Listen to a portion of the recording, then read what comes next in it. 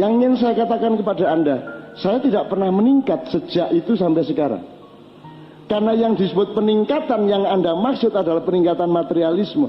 Saya sugih, saya kondang, gitu kan, saya dadi. Sementara sejak saya kenal beliau, saya umur 19 tahun, kelas 18 tahun, saya masih kelas 3 SMA, saya sudah menolak 4-5 hal itu. Aku ora golek kondang, aku ora golek sugih, aku ora golek dadi apa-apa, aku ora golek jabatan, aku ora golek kabeh kuwi, aku ora tertinggal. Nek bangsa Indonesia disebut bangsa terbelakang, aku ora terbelakang. Kita kan disuruh jadi bangsa yang maju. Terus kita sebut ada kemajuan, itu maksudnya saya sugih, toh? Saya tidak mau dari dulu. Itu bukan tujuan saya, jadi saya tidak pernah tertinggal oleh orang barat. Kalau menurut saya pribadi, orang barat jauh di belakang saya.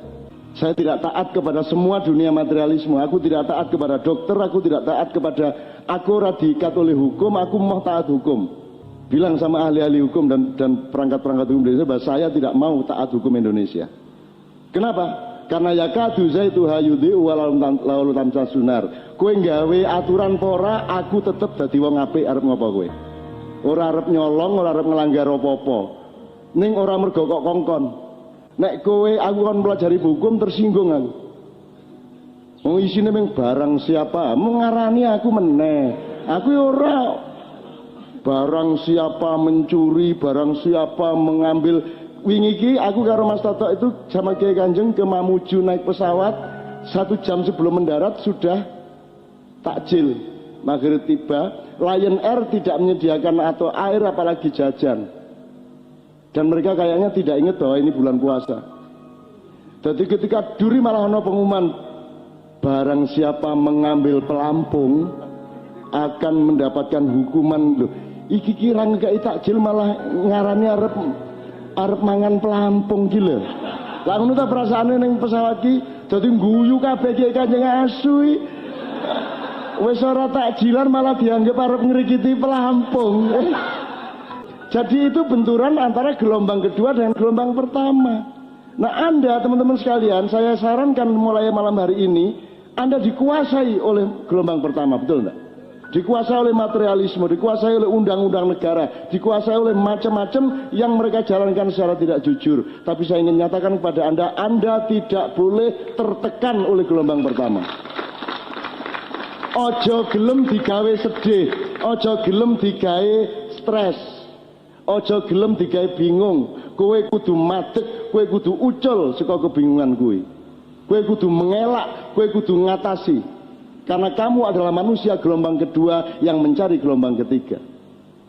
Gitu loh. Saya tadi cerita dari Ucok Harahap nganti saiki kowe ndelok berapa grup timbul tenggelam aku karo contoh Kiai Kanjeng ki ke tahun 76 nganti saiki ra tau leren. Padahal kita tidak pernah mencari kondang, tidak pernah mencari job. PY tidak pernah. Dan saya kesini ini juga tidak dalam rangka profesi saya. Saya kesini ini karena ada modulasi antar gelombang, antar pelaku yang berada di satu gelombang. Habib Anis pelaku gelombang kedua mencari gelombang ketiga, bahkan bertorikot melebihi saya. 6 tahun setengah ning kuburan ben bengi. Coba, iya lah. Loh, kuwi aku ora tau nglakoni ngono, soalnya aku ora perlu nang kuburan wong roh-rohe sing mara nang nggon aku. Nah, aku lak ngono kuwi. Itu kan karena mencari cahaya sejati, gitu loh teman-teman sekalian. Mencari, lah saiki ke ngene loh.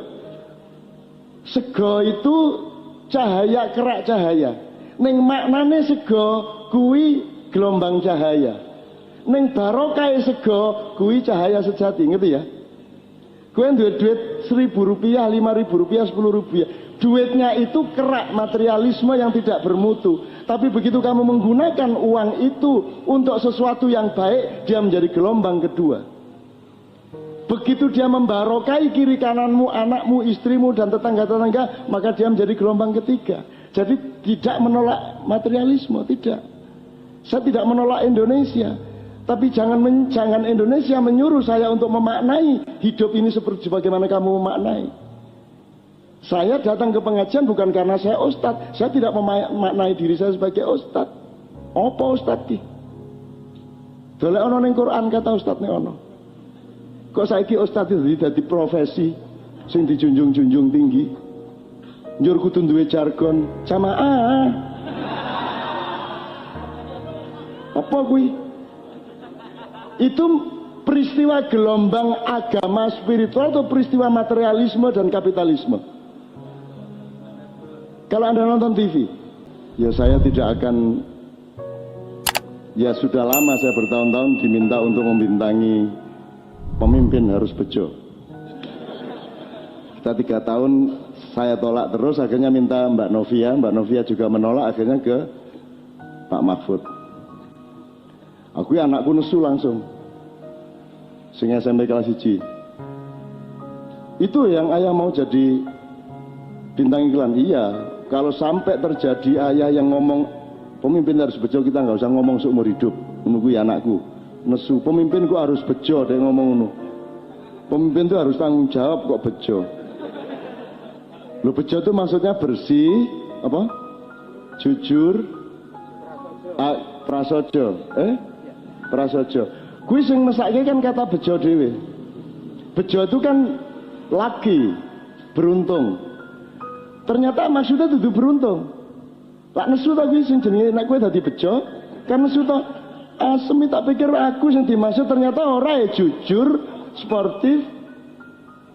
Lho kowe iki bejo apa jujur? Lah ada tau bejo karo jujur iki. Wong buktine sing jujur malah ra bejo e. Dadi piye to karepe bejo iki? Dadi iki lho. Wong Indonesia ini wis nyembah brahala, salah le milih brahala, le nyembah we keliru. Maka Anda kesini ini menurut saya Anda pencari cahaya sejati. Anda manusia gelombang kedua dan Anda jangan mau tertindas oleh gelombang pertama. Meskipun Anda tidak bisa merubahnya, tidak apa-apa, tapi Anda tidak boleh menjadi budak dari gelombang satu. Yang mengatakan Jakarta beriman, Gusti Allah GR. Ini Gusti Allah, kaido beriman karo aku. Ngono ta Gusti Allah. Terus Jibril kandha, senes niku maksudnya senes beriman, niku maksudnya bersih, indah, nyaman. Terus Gusti Allah ngene, anggon lonte ya bersih, indah, nyaman ngono kuwi. Masa Sunan Kuning ning Semarang ora bersih, sapa sing gelem teko? Masa ora indah, sapa gelem ora? Orang nyaman, sapa gelem tuku kan ngono. Nek beriman, nek bersih dan nyaman, bersih dan nyaman. Saya sudah menyarankan Jakarta merubah dari Jakarta Beriman menjadi Jakarta Benyamin S. Wis tak sarankan yang ora diterima. Benyamin kan jelas bersih, nyaman, indah. S sak karepmu. Itu dinamis, ya toh? Dinamis. Di ruang demokrasi di situ, teman sekalian. Nah jadi saya ingin ngomong 3 gelombang. Amati di dalam dirimu mana gelombang 1. Ketika kamu jadi pegawai, kamu masuk pagi, tanda tangan, pulang sore, tanda tangan, terus kamu dapat urusan-urusan kamu disuruh, itu pekerjaan gelombang 1. Tapi dia bisa menjadi gelombang 2 tergantung caramu memaknai. Kan gitu. Ora apa-apa kok dadi satpam ning gereja ya ora apa-apa. Ning lemu memaknai apa? Kan begitu. Apa njur nek kowe dadi satpam ning gereja njur melu dosane wong Kristen, misale ngono. Lah ya ora to. Oh Gusti Allah pekok ngono kuwi. Lah ya ora. Masa Tuhan ngukurnya begitu? Nek tuku apa-apa kudu delok sing dodol wong Islam apa dudu ngono. Piye carane? Nek nolong kudu didelok. Iki ana wong kaliren sik Islam apa dudu, nek Islam ditolong ngono kuwi. Carane nolong. Ora ana ajaran Gusti Allah kaya ngono kuwi. Nek nolong ki nang wong sing butuh pitulungan. Bahkan ora mung wong, apa wae sing butuh pitulungan kok tulung. Ora nganggo identitas. Ya ora? Ora ana wong tiba serempet motor. Sik, kowe Islam ta Kristen? Islam ya mati ya. Islam. NU Muhammadiyah. NU ne Gus Dur apa Muhaimin? Wis ra mati. Nah, batas-batas hubunganmu dengan materialisme dan gelombang pertama itu kamu manage terus. Orang apa-apa. Kadang-kadang harus berbohong. Berbohong itu kadang-kadang sangat diperlukan. Jadi tidak semua kebohongan itu baik.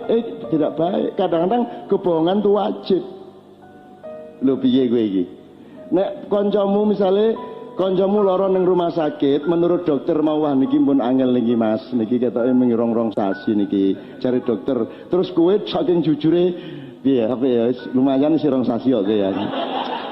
Sip ya wis didolek hikmah ya, dolek hikmah ya. Sadurunge motor piye carane dimaknai ya. Ku saking jujurmu, aku takon kowe kudu ngapusi apa kudu jujur? Jadi ngapusi kan apik to ning kono. Misale ana wong merongos, Mas Jana. Kowe kok iso merongos piye to kowe? Apa ngono kuwi? Lah ya kudu kok apusi sithik-sithik to ya. Dadi ngapusi ki ana apike dadi uripe ora kaku ngono kuwi. Gitu loh. Piye to ya kowe iki? Ana wong buelong kene ne. Long belong belong kabare long. Cang bincang biceng. CGC bicaraan itu ya iso. Seorang ibu ditanya anaknya, "Bu, saya dulu lewatnya dari mana tuh waktu lahir?" Nah kayak terus ibune piye? Teko kene lho, Nak. Apa ngono kuwi? Ya kudu diapusi toh. Saya dulu tanya ibu saya dan sampai saya umur berapa itu ibu saya teko kelek ya, Nak kon biyen metune teko kelek. Ibuku ngomong nganti sampai beliau meninggal belum pernah meralat bahwa aku biar metus kau kelek. Apa njur ibuku dosa? Terus malaikat kayak tuduhan, kamu berbohong kepada anakmu, kamu mengatakan bahwa lahirnya anakmu adalah dari ketiak, padahal sesungguhnya adalah dari tempat yang dulu sangat sukar membikinnya. Oke, saya kira cukup. 3 gelombang tolong diamati. Pokoknya Anda terus-menerus harus cari gelombang yang ketiga, yaitu Nur Muhammad yang sebenarnya. Pemanaan budayanya sangat bagus tadi. Pokoknya kowe iki ikhlas wae. Ikhlas lakonono wae. Lakonono kowe rasa dikongkon kowe apik dadi wong. Rasane hukum ora nyolong gitu loh. Tetap berbuat baik. Lakukan ihsan. Ihsan itu adalah kebaikan yang engkau lakukan meskipun tidak disuruh. Meskipun tidak dianjurkan.